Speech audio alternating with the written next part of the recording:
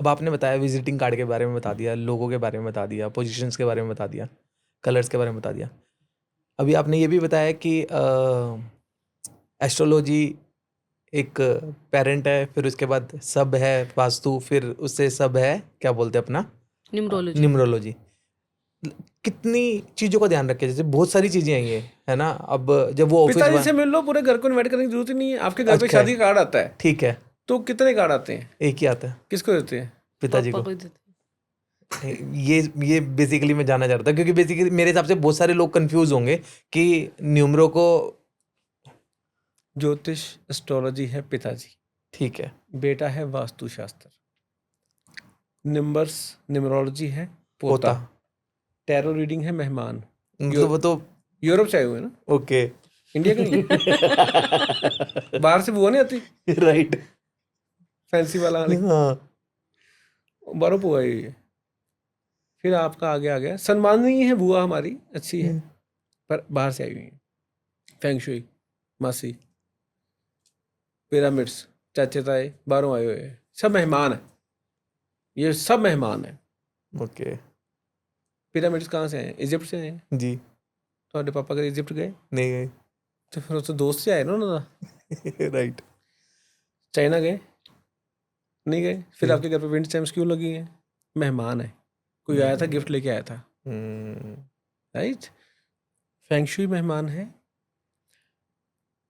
Pyramid मेहमान है, tarot reading मेहमान है, फिर मेजर फंडा ठप्पा पिताजी, जन्म कुंडली है। एस्ट्रोलॉजी बेसिकली, जन्म कुंडली मतलब एस्ट्रोलॉजी को फॉलो कर लो तो न्यूमरोलॉजी और वास्तु इन सब चीज़ों को अलग अलग चक्रों में पढ़ने की बिल्कुल जरूरत जरूरत नहीं है। ओके, वास्तु में भी पढ़ने की जरूरत नहीं है अगर आपकी कुंडली ठीक है तो। ठीक है। बेटे से मिलने की जरूरत नहीं है। क्यों? अब मान लीजिए कोई बहुत बड़ा बिजनेसमैन है, तो उसके मान लीजिए 40 50 100 200 500 ऑफिस हैं, सबका वास्तु करेगा तो लूट जाएगा, पंडित लूट के ले जाएंगे उसको। हाँ, वही ठग गया, मर गया वो तो। यही जानना चाह रहा था मैं बेसिकली। वो अपने ऑफिस का वास्तु करता है बस, वो अपनी किराया ठीक रखता है, वो मैं जहां भी जाऊं मैं पैसे लेके आऊं। अपनी जन्म कुंडली का अपना लगन स्ट्रॉन्ग करता है, अपना 5th हाउस स्ट्रॉन्ग करेगा, अपना 9th हाउस भाग्य का हाउस स्ट्रॉन्ग करेगा।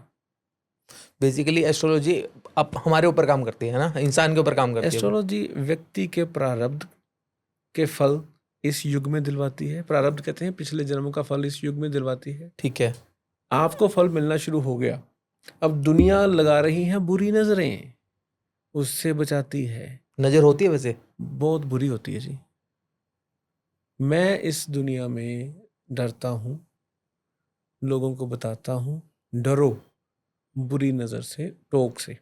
कारण सामने वाला किस भाव से आपकी बात सुन रहा है और आप दिल खोल के बात सुना रहे हैं, वो किस भाव से सुन रहा है आपको नहीं पता। आपने सुनाई इस हिसाब से बात कि ये मेरी बात डिस्कस किसी और से नहीं करेगा।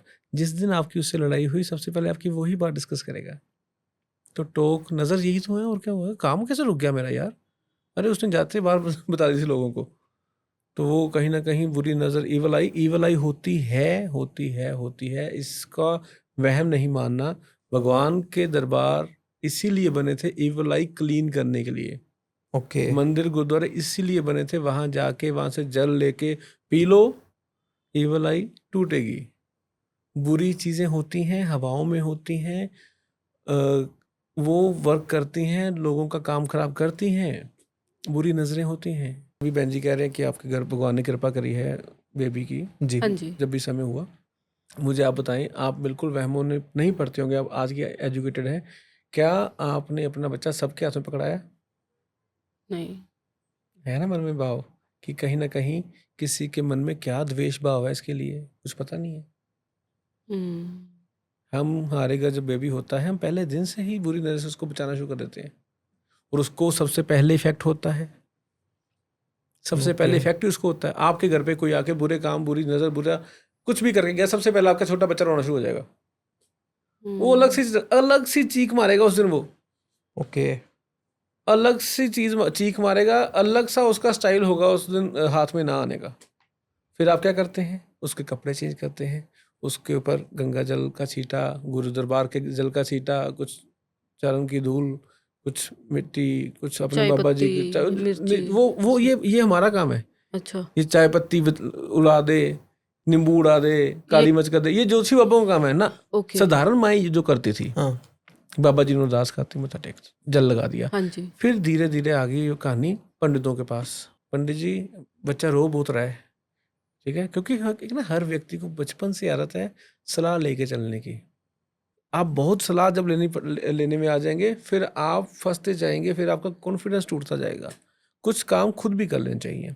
हाँ पंडित जी ये दिक्कत आ रही है बच्चे को, कहता फटाफट एक काम करो, कहाँ हो आप, कहाँ पे हो? कहते मैं बस एक शादी से घर पे जा रही हूँ। अच्छा रास्ते में कोई देखा ठेले पे नींबू वाला है ना? हाँ, दो सर पे वार के घुमा के फेंक दे। नहीं मेरी तो सासू माँ साथ में बोलेगी, पता नहीं कौन से पंडितों को फोन के उपाय कर रही है।